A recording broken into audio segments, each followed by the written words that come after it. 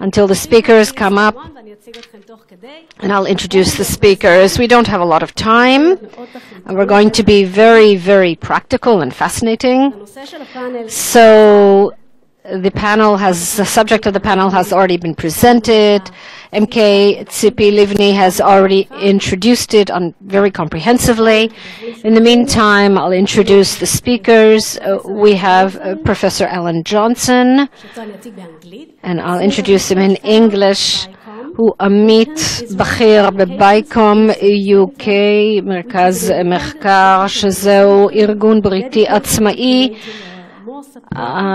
מוקדש ליצירת סביבה יותר תומכת בישראל בבריטניה, והעורך של פאת'ם באתר שמוקדש להעמקת ההבנה של ישראל. הוא גם משדר וכותב בטלגרף, ולפני שהצטרף לבייקאם היה פרופסור לדמוקרטיה באוניברסיטת אדג'וור.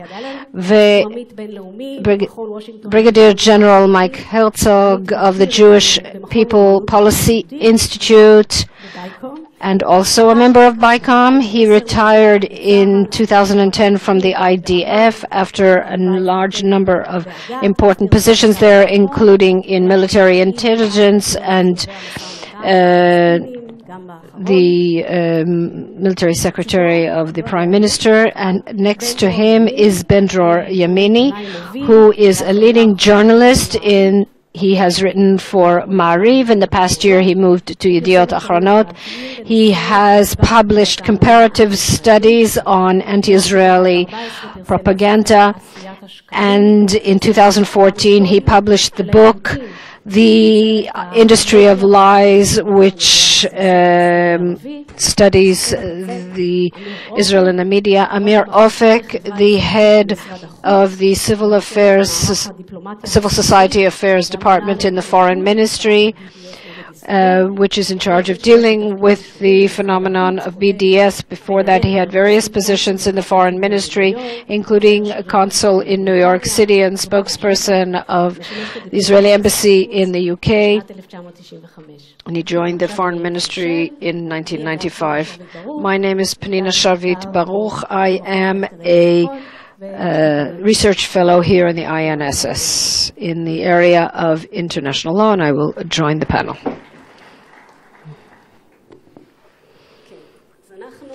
Okay, so we have about a half an hour. We have to be very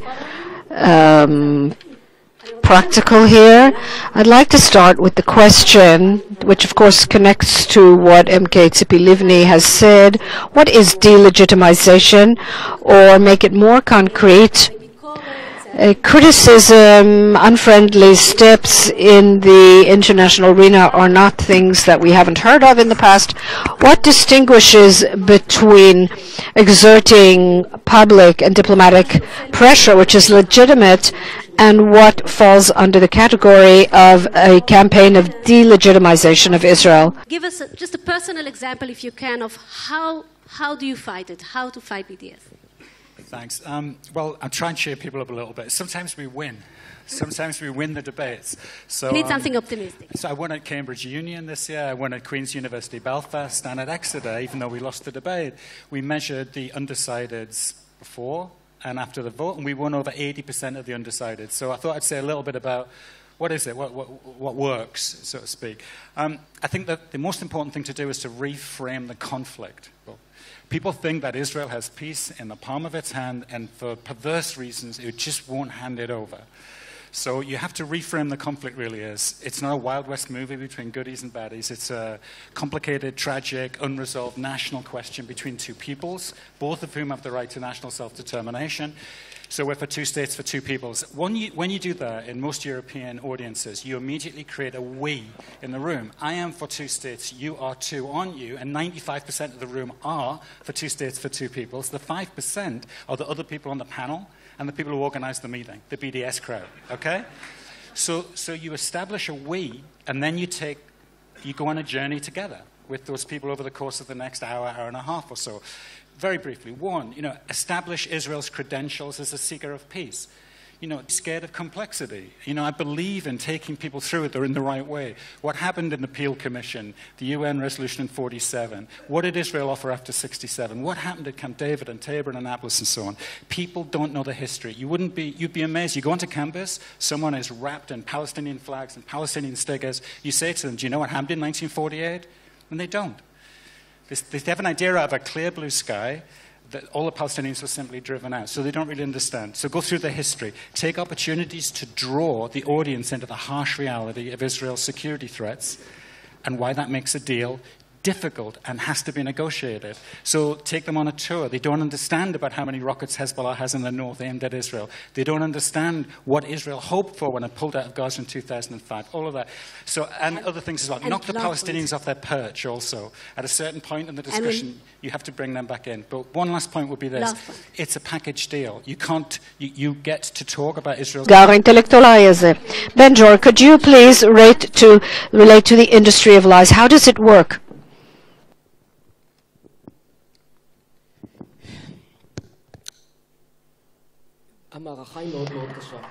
It's a very difficult battle because we've seen here, before Tzipi Livni spoke, a small example, a BDS film which wants to convince people to join them and give money. Very interesting film. Why? Because the whole story of BDS is based only and only on lies. The problem of BDS is not Israel's policy. Tzipi Livni is completely right in some of the things she said, but BDS itself is based on a series of lies. If we take one slide after another of what we saw in the film, we'll see that in fact nothing, but absolutely nothing of what we saw there is true. For example, the numbers. That's the easiest thing to disprove. An Arab student receives a Jewish student $1,190 a year, and an Arab student receives $190. That's simply untrue. There were times when there was certain discrimination. Israel isn't perfect, but there was never a gap of that kind. I did a very simple exercise. I sent a question to BDS. I saw your film. I'd like to know what's the source of the data. And I got an answer just like you got an answer. But in fact, when you see the central figures in BDS, from Judy Butler to the New York Times, who repeatedly publish 20 or 50, there are different versions of Israel's apartheid laws, and you simply keep facing the same dilemma. When you look into those 20 or 50 laws, there isn't a single law that is an apartheid law. You can argue to the extent to which any of these laws are appropriate for a liberal state, but there is not a single apartheid law. There is not a single discriminatory law there. But the law is simply repeated again and again. Now, it's completely legitimate to criticize Israel. There's no argument about that, but that's not what we're talking about. The story of BDS is based on a huge list of lies. Often, those lies come from Israel. Let's look at the facts. Very often, these facts come from Israel. When an Israeli academician or a reporter publishes in an important platform in UK that Israel doesn't need gas chambers. Why? Because it carries out the extermination of the Palestinians by raising infant mortality. And I'm quoting word for word. This is not criticism of Israel. It is a terrible lie. It is a blood libel. Now, I could continue here for 5 hours with examples, but I won't get 5 hours with examples of those lies. Just one more thing that I must say, and this is connected to what Tzipi Livni said. It's very interesting. But the Israeli right in the world, and I go around the world, is hardly fighting this delegitimization. Those who are fighting the delegitimization are those who are considering considered Zionist left in Israel. Those who are fighting the delegitimization are people like Alan Dershowitz or Henri Bernard Levy or other people whose views here would place them on the Zionist left. The right does not contend with the delegitimization. The Zionist left does fight it. They are at the forefront of the struggle against delegitimization, and that's something we should bear in mind. We'll go back to that struggle. I'd like to ask you, Mike, one of the complaints that comes up against this whole subject of delegitimization, they say, what do you want from the Palestinians? You don't want them to use violence against you.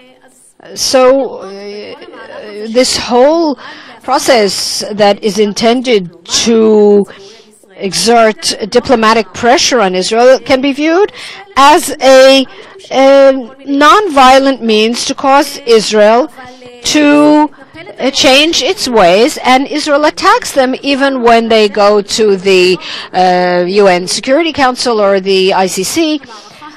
How does this connected to delegitimization? Can we separate them?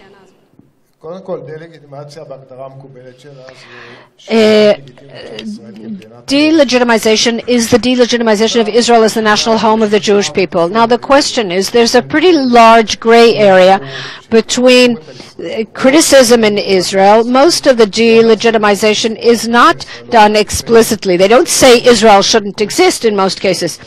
It's done in the context of criticism of Israel in the Palestinian context, and there it's difficult to distinguish between legitimate criticism and delegitimization, or criticism by someone who doesn't quite know where the lines are, isn't quite clear that Israel is legitimate, and so on.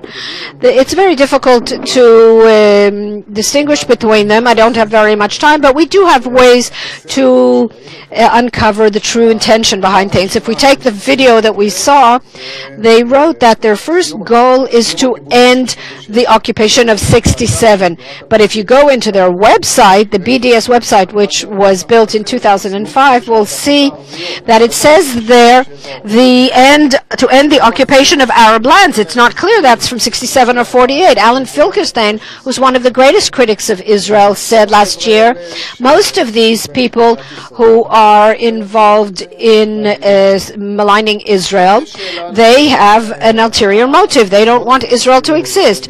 Now, when we look at the Palestinian initiatives against Israel in the world, do these initiatives address the core of delegitimization? In other words, the negation of Israel as the national home of the Jewish people, or is this a legitimate tool of pressure against Israel? I would say that if they are going to the UN in order to advance recognition of a Palestinian state, it's not necessarily delegitimization. You can disagree with it, you can argue with it, but it's not necessarily delegitimization as long as it's in the context of two states that are supposed to coexist. Going to the ICC is really treading a very thin line. You have to look at the nature of the criticism. Is it criticism of policy that if you change will cause the criticism to go away? Or is it essential, in other words, goes to the root of the existence of the state of Israel and paints Israel as an immoral state? So let's take the example of ICC, the International Criminal Court in The Hague.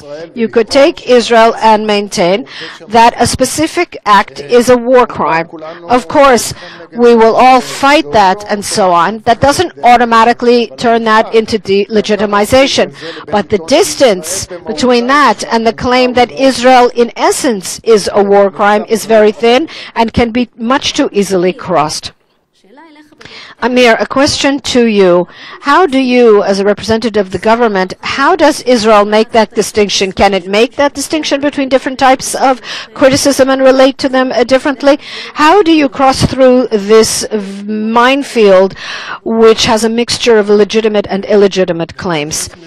we are talking here about a combination of what Ben-Dror said and what the others said. We expand the matter of delegitimization. The whole matter of delegitimization is that the discourse about Israel is done according to different rules. As long as there is legitimate criticism that exists within legitimate discourse, we have no problem with that. Ben-Dror gives us a lot of material that we use to prove that things are wrong and are lies.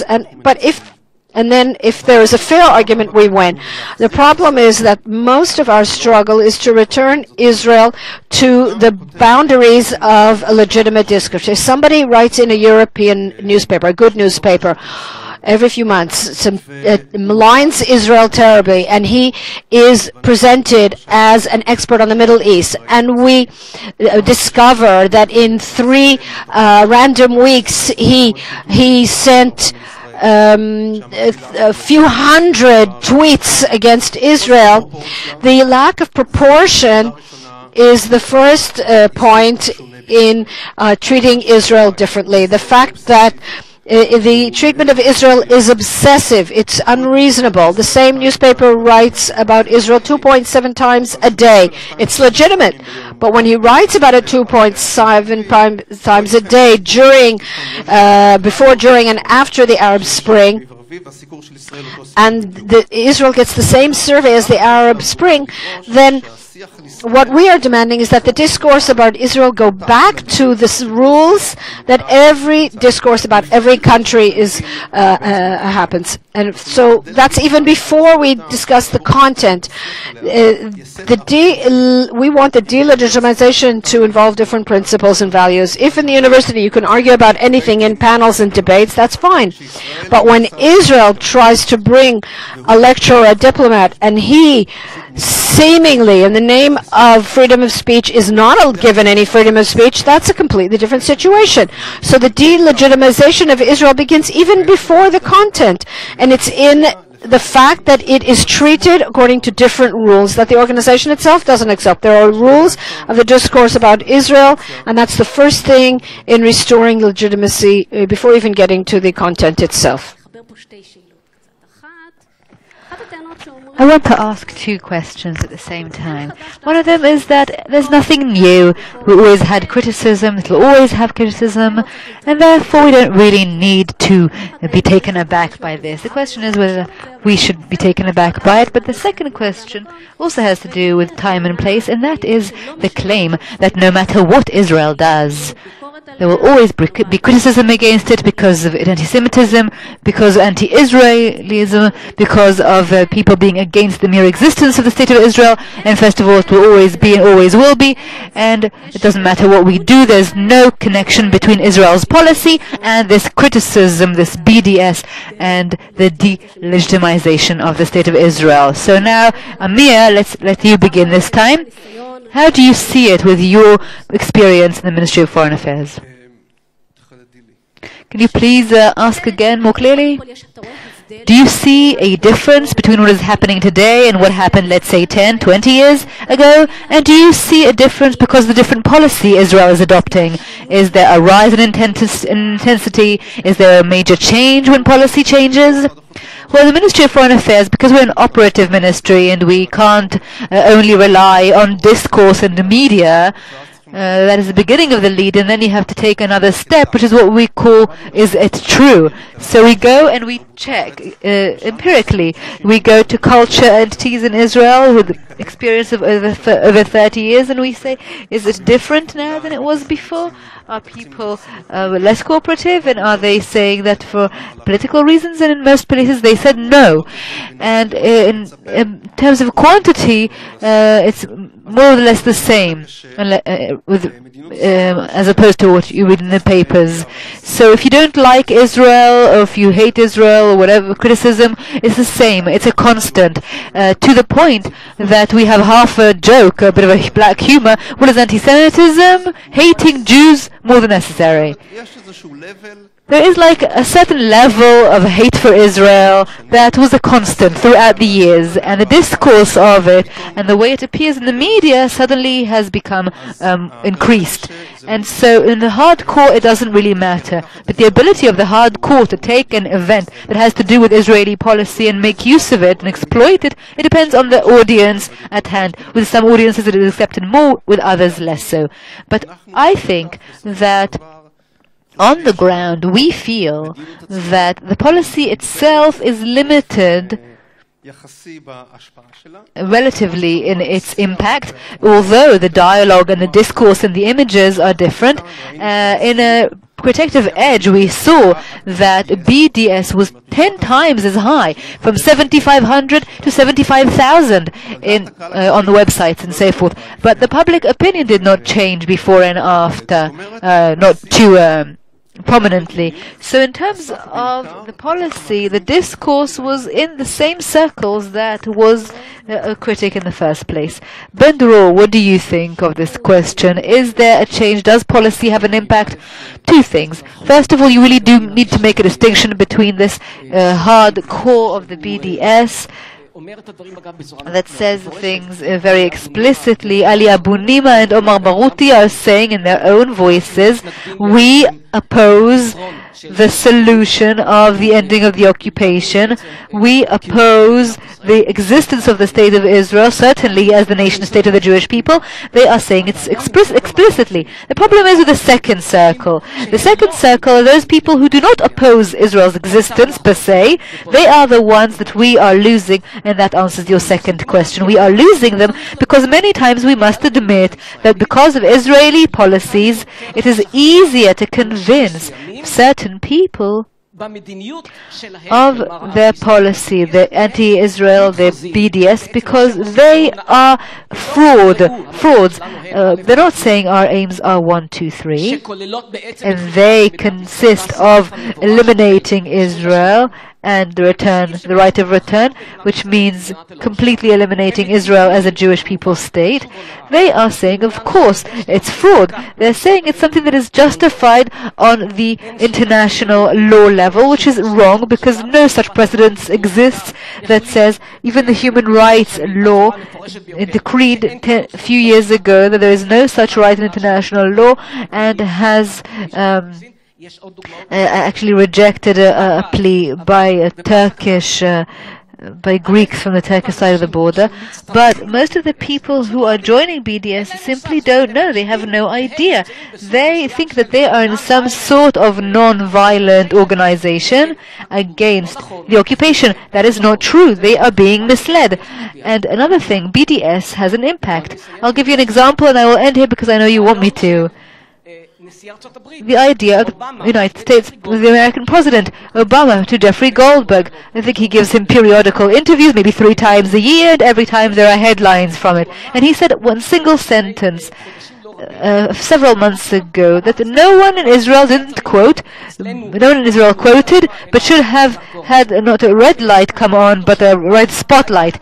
And he talked about the problem of the restrictions that the Israeli Arabs are suffering from. Wait, the United States President is talking about restrictions on Israeli Arabs? It's one step before saying that Israel is an apartheid state, when John Kerry has already warned us, and it wasn't exactly a friend's warning, it was telling the Europeans they can continue. So it's not only staying with the core hardcore, it's going on further. And about your data, when you look at the young Jewish people in the world, they continue to support, but around the young people and Jewish young people, there is less support now.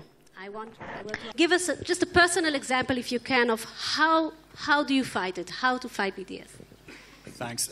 Well, I'm trying to cheer people up a little bit. Sometimes we win. Sometimes we win the debates. So, you need something optimistic. So I won at Cambridge Union this year. I won at Queen's University Belfast and at Exeter, even though we lost the debate. We measured the undecideds before and after the vote, and we won over 80% of the undecideds. So I thought I'd say a little bit about what is it? What works, so to speak? I think that the most important thing to do is to reframe the conflict. People think that Israel has peace in the palm of its hand, and for perverse reasons, it just won't hand it over. So you have to reframe the conflict, really is. It's not a Wild West movie between goodies and baddies. It's a complicated, tragic, unresolved national question between two peoples, both of whom have the right to national self-determination. So we're for two states, for two peoples. When you do that in most European audiences, you immediately create a we in the room. I am for two states, you are too, aren't you? And 95% of the room are for two states, for two peoples. The 5% are the other people on the panel and the people who organize the meeting, the BDS crowd, okay? So you establish a we, and then you go on a journey together with those people over the course of the next hour and a half or so. Very briefly, one, establish Israel's credentials as a seeker of peace. Scared of complexity. I believe in taking people through it in the right way. What happened in the Peel Commission, the UN resolution in 47? What did Israel offer after 67? What happened at Camp David and Tabor and Annapolis and so on? People don't know the history. You'd be amazed. You go onto campus, someone is wrapped in Palestinian flags and Palestinian stickers. You say to them, do you know what happened in 1948? And they don't. They have an idea out of a clear blue sky that all the Palestinians were simply driven out, so they don't really understand. So go through the history. Take opportunities to draw the audience into the harsh reality of Israel's security threats and why that makes a deal difficult and has to be negotiated. So take them on a tour. They don't understand about how many rockets Hezbollah has in the north aimed at Israel. They don't understand what Israel hoped for when it pulled out of Gaza in 2005. All of that. So, and other things as well. Knock the Palestinians off their perch also. At a certain point in the discussion, you have to bring them back in. But one last point would be this. It's a package deal. You get to talk about Israel's security if you've talked about two states, and also the messages we make have to resonate with the messages people are hearing from Jerusalem. We can't just make a country up and advocate for it. אז זה מחזיר אותנו להתחלה ולדברים של ציפי לבני. תודה I רבה. would like to add to that the sayings and the use of force. Then from my angle, those detrimental statements that we are trying to fight by the rules, and then some politicians are saying, even ex-generals in the army and so forth, that there are disproportionate steps, or that villages are being wiped out, or the price that the citizens had to pay on the other side, and then we need, because once you break it, it's very hard to mend it. So not only rhetorics and also actions, they also have an impact. And Mike, I want to ask you, they say that there is a threat and it's also impacted by the policy, but is it a real threat? Is it just a nuisance, or is it a real problem? I believe it really is a significant threat, a strategic threat. It's true that we have been banned before. We were living with the Arab one, and also the Jewish population before the State of Israel was established was also living under such a BDS. But now we're talking about a global campaign against us, and every person in the world is a potential soldier in this campaign. And it is also, the second thing is that it's also being run in all areas, in policy, in politics, in culture, in economics, in the legal field, and I can add many more. And the third difference is that it is now really starting to become the mainstream discourse. And look at what Israel, look at its image in the West. It really is at the bottom of the barrel. And if you look at opinion polls in the UK, for instance, they show that Israel is the least popular country after North Korea. Iran is even more popular than Israel. And I can add many more polls. Other polls in the UK show that most respondents asked about Israel's legitimacy as a Jewish state associated with the establishment of a Palestinian state, meaning that Israel's legitimacy is conditioned. And in this system, there is a dynamics of a way that goes from this feeling to BDS and boycotting. And it's true that to date, the practical campaign, it's not just a theoretical one, there's also a practical campaign. It's saying this BDS against the economic state of affairs. So it's true that on the legal front, thank God, no Israeli has been brought to justice. or has been tried, but in terms of the financial campaign, it hasn't been a macroeconomic effect on Israel. But I don't want to be complacent, because with a war over hearts and minds, it definitely is becoming popular and becoming weighty. And in terms of the financials, for instance, we do have to fear the day, God forbid, that trade unions around the world will get together and say that they don't want to unload Israeli merchandise, or that countries will also sanction Israel or boycott it. Okay, and finally, each of you, please give us a sentence. I want us to end on a positive note. I don't want our audience to be so depressed. So, as part of the question, what can be done against this? I want you each to just give a simple example, a personal example of something you have come across that perhaps can make a difference. What Israel does, what we can do in order to make a difference. Amir, we'll start with you. I think there is a lot to be done. I think that in most cases, of course, we have limited resources, but when we go into a situation of BDS and we use the right tools or the full picture or even legally or sometimes even just talking like good old diplomacy, when you have more delegations coming to Israel, when more people get together and talk about these matters, when it's done within the legitimate court, then in most cases I can promise you that we are each week are intercepting such BDS initiatives. So there's a lot to be done, and when you use the right tools, it does work. And with BDS initiatives, we are intercepting them each and every day. The resonance gives you a different picture, but I do agree with Mike that there is a new language, a new criticism that can potentially expand, and so we need to continue with the same tools and with a cliché of more resources. Thank you. Ben-Dror, a personal story, please. How did you save our country? Well, first of all, I am a great believer, not in everything, but in Michel Foucault's statement that knowledge is power, and knowledge is power. And I just have a very simple story. I gave a lecture on a campus in Boston, and among other things, I talked about the refugees in the world. 60 million people were displaced from their homes in order to set up nation states. And I gave all the facts and the historical facts and so forth. And a student sends me an email and tells me about a professor who goes into the classroom and says what happened to the Palestinians in 1948 was their displacement, was one of the greatest crimes in history. And the student held up his hand and he said, "But professor, it was a norm in those years. There were exchanges of populations and it happened to dozens of millions over these years. So why are you saying it's one of the greatest crimes in history?"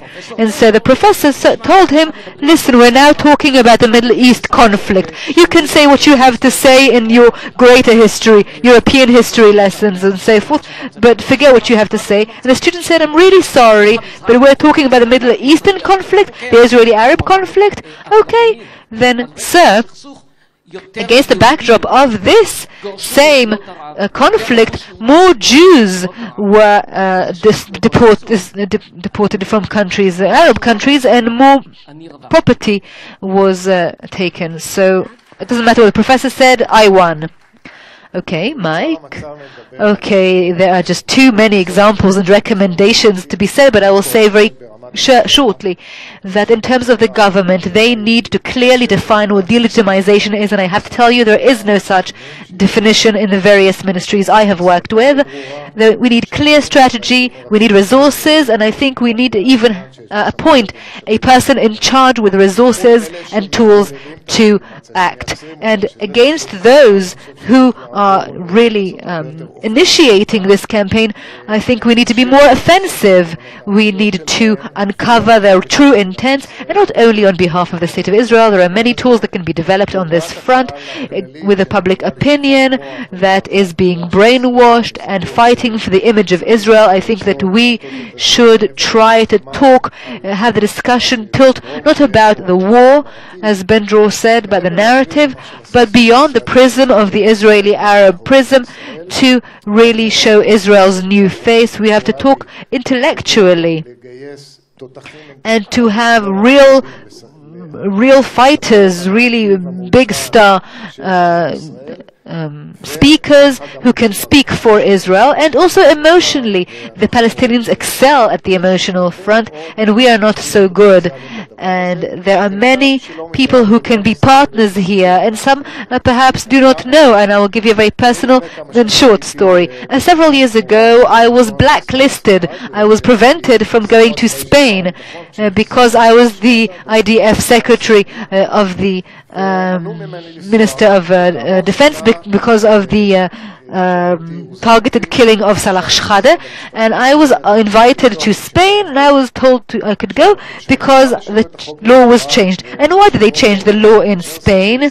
And from universal jurisdiction, it changed to that because somebody sued the Chinese for Tibet, and so I won from that.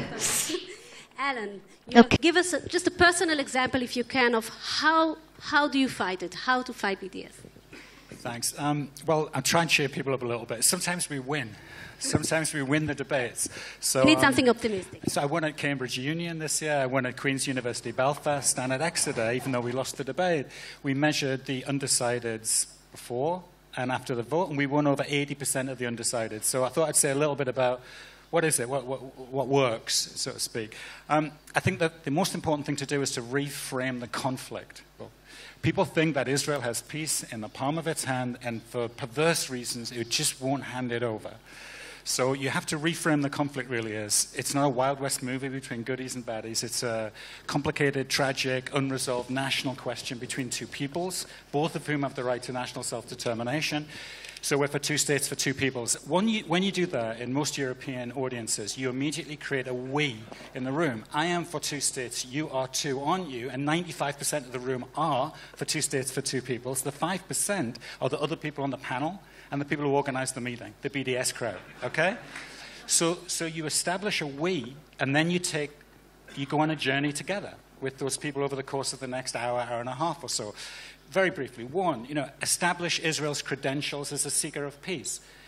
Scared of complexity. I believe in taking people through it in the right way. What happened in the Peel Commission, the UN resolution in 47? What did Israel offer after 67? What happened at Camp David and Tabor and Annapolis and so on?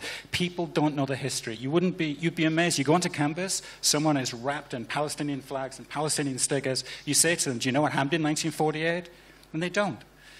They have an idea of a clear blue sky, that all the Palestinians were simply driven out, so they don't really understand. So go through the history. Take opportunities to draw the audience into the harsh reality of Israel's security threats and why that makes a deal difficult and has to be negotiated. So take them on a tour. They don't understand about how many rockets Hezbollah has in the north aimed at Israel. They don't understand what Israel hoped for when it pulled out of Gaza in 2005. All of that.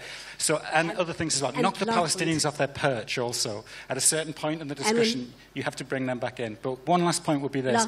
It's a package deal. You can't, you get to talk about Israel's security if you've talked about two states, and also the messages we make have to resonate with the messages people are hearing from Jerusalem. We can't just make a country up and advocate for it. אז זה מחזיר אותנו להתחלה ולדברים של ציפי לבני. תודה רבה. Yes, that brings us back to the beginning and to what Tzipi Livni has said. So thank you all to the audience and to the panel members. Thank you to all the panel members. That really was a fascinating panel.